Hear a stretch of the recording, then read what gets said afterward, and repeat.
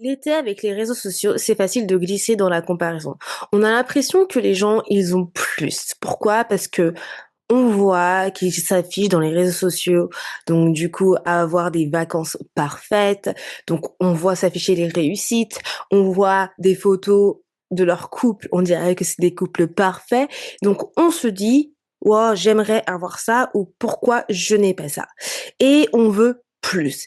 Et c'est facile du coup de se comparer parce que, bah, bien évidemment, tout ce que l'on voit sur les réseaux sociaux, mais pas que, ça peut être très bien aussi des proches de vos amis quand vous voyez qu'ils partent en vacances plusieurs fois dans l'année et qu'ils vont faire des vacances de rêve pendant la période estivale.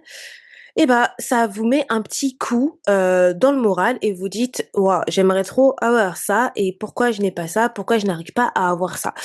Et ça arrive énormément sur les réseaux sociaux puisque aujourd'hui, dans le monde où on vit et ben, dans les réseaux sociaux, malheureusement, il y a un peu cette culture où, bah, de la vie «parfaite» entre guillemets. Les photos parfaites quand vous êtes en vacances et cetera, à croire que des gens quand ils vont en vacances, ils sont des photographes professionnels.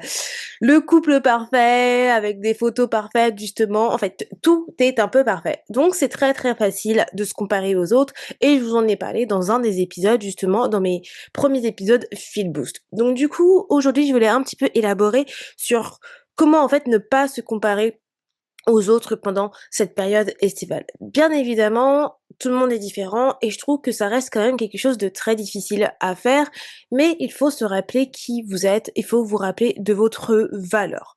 Parce que le but, ce n'est pas en fait de s'afficher, de vous montrer. Vous n'êtes pas une vitrine, vous n'êtes pas des mannequins dans une vitrine. Ce que vous voyez sur les réseaux sociaux n'est pas forcément la vraie vie dans un premier temps, mais c'est surtout que il faut en fait penser à vous. D'accord? Donc, ce que vous voyez affiché ne reflète pas votre valeur. Donc, selon moi, je vais vous donner en fait 2 questions qui va vous permettre de remettre en fait les choses en perspective et de vous recentrer et qui, j'espère, pourra vous aider à ne pas vous comparer aux autres dans cette période estivale. Donc, bien évidemment, on est au mois d'août, donc c'est pas forcément que dans cette période estivale au final. Vous pouvez très bien utiliser ces 2 questions bah, à chaque fois que vous vous comparez aux autres. Donc en fait, la clé, c'est vraiment de se recentrer sur soi-même, se rappeler qui nous sommes et de notre valeur. Donc la première question que vous pouvez vous poser, c'est: «Qu'est-ce qui compte vraiment pour moi?» Là, on va parler de l'été, donc peut-être qu'est-ce qui compte vraiment pour moi cet été? Est-ce que c'est d'afficher votre lifestyle sur les réseaux sociaux, d'afficher que: «Wouhou, tout va bien», alors qu'en fait pas du tout, donc un petit peu «mentir» entre guillemets? Ou est-ce que c'est plutôt, en fait de profiter? Profiter avec vos proches, profiter de ce qui vous importe vraiment, ce qui est important pour vous et de vivre en pleine conscience et de vous dire que oui, vous méritez ces vacances. Donc à vous de voir, qu'est-ce qui compte vraiment pour vous pour cet été? Et puis si vous souhaitez utiliser cette question tout le temps, à chaque fois que vous vous comparez aux autres, posez-vous cette question parce que quand vous vous posez cette question: «Qu'est-ce qui compte vraiment pour moi?» Au final, vous verrez que, quand vous comparez à une autre personne et ben, c'est pas pareil. Parce que peut-être que en fait, ce qui compte, pour la personne que vous trouvez, «Oh my god, elle a une vie trop parfaite» et ben, vous avez pas les mêmes priorités. La deuxième question, c'est: «Est-ce que je vis ma vie ou celle que je pense vouloir afficher, devoir afficher?» Donc là encore, c'est une question assez profonde parce qu'au final, vous vous demandez, bah, en fait, j'aimerais afficher un lifestyle que je n'ai pas. Donc clairement, posez-vous cette question. C'est vous en fait, vous vivez votre vie ou vous voulez afficher simplement une vie qui ne vous appartient pas? Si vous voulez afficher une vie qui vous appartient pas, bah, dans ces cas-là, c'est que vous ne vivez pas en fait votre vie. Vous êtes un vrai imposteur malheureusement. Parce que si vous, vivez vraiment votre vie, vous souhaitez pas forcément envier la vie des autres et vous ne vous comparerez pas parce que vous êtes satisfaite de votre vie. Et même si vous n'êtes pas satisfait à 100 de votre vie, ça veut pas forcément dire que vous devez en fait envier la vie d'une autre personne. Parce que encore une fois, comme j'ai dit, la première question, si vous regardez ce qui compte vraiment pour vous, et bah, malgré que votre vie n'est pas, vous n'êtes pas satisfait à 100, vous serez quand même content de ce que vous avez. Donc par exemple, admettons, je pense souvent aux parents. Donc quand vous avez des enfants, forcément, ça peut être un peu compliqué parfois de partir en vacances dans des destinations de rêve parce qu'effectivement, avec des enfants, c'est un peu compliqué. Tout le monde n'a pas cette possibilité, du moins quand ils sont parents, de se faire des vacances, je ne sais pas, à Dubaï, j'en sais rien, dans des pays, incroyables. Enfin, tout chaque pays est incroyable, mais dans le sens des pays où c'est assez cher. Et beaucoup vont faire des vacances locaux et ils vont penser: «Ah bah non, des vacances locaux, c'est pas fou». En fait, quand vous voyez que d'autres familles sont parties, bah, je ne sais pas, en Grèce ou autre et que vous, vous faites des vacances locales et ben, là, vous allez peut-être vous comparer en vous dire: «Mais à côté, moi, c'est rien». Alors que non, pas du tout. Ce n'est pas rien. Ce qui compte pour vous n'est pas forcément ce qui compte pour l'autre et donc du coup, posez-vous vraiment la question, en fait, est-ce que vous vivez votre vie ou est-ce qu'en fait, la vie que vous souhaitez afficher, c'est une vie, qui ne vous appartient pas? Parce que en vrai, c'est très bien de faire des vacances locales aussi. Donc ne vous blâmez pas ou culpabilisez pas parce que vous faites des vacances locales.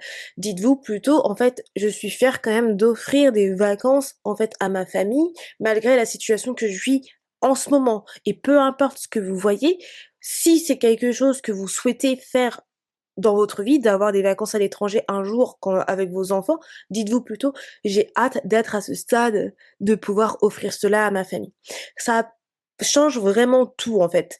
Quand vous avez ce genre de pensée, ça vous fait pas vous comparer aux autres à l'autre, mais ça vous donne plutôt de la positivité de vous dire: «Ça, c'est un de mes goals un jour. Ça, c'est un de mes goals de me dire: "Je vais offrir ce type de vacances à ma famille"».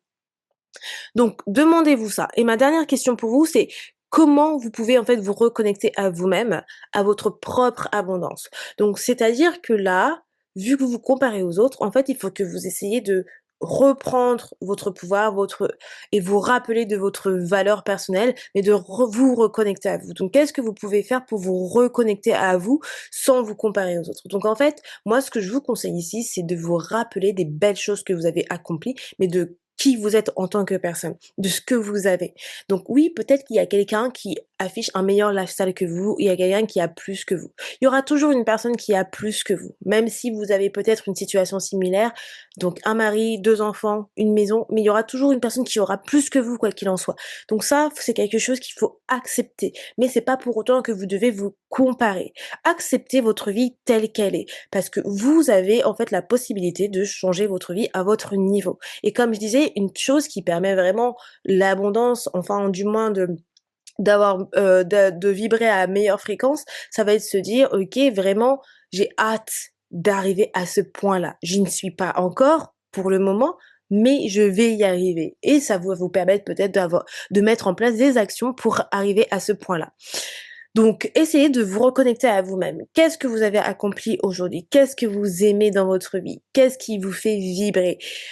Quelles sont les choses que vous, oui, en français, you're waiting for, vous attendez en fait de faire avec votre famille ou votre amoureux, vos amis pendant cet été?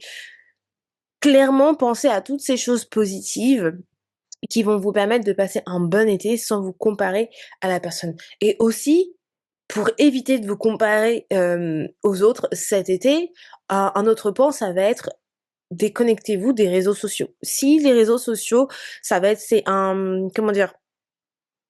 Un outil qui vous, affecte énormément au niveau de la comparaison et ben, déconnectez-vous un petit peu.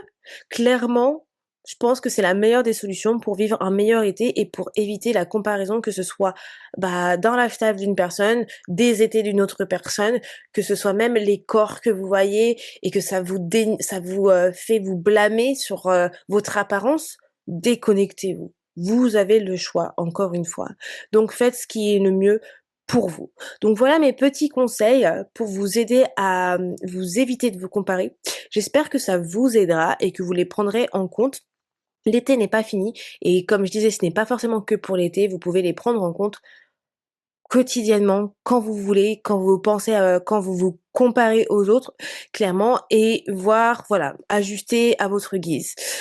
Voilà, voilà, demain, on fera un exercice de visualisation dans le prochain épisode. J'ai hâte de vous le montrer, de vous le proposer puisque la visualisation, c'est vraiment une méthode de manifestation que j'adore. Alors sur ce, moi je vous dis à demain. Bye tout le monde.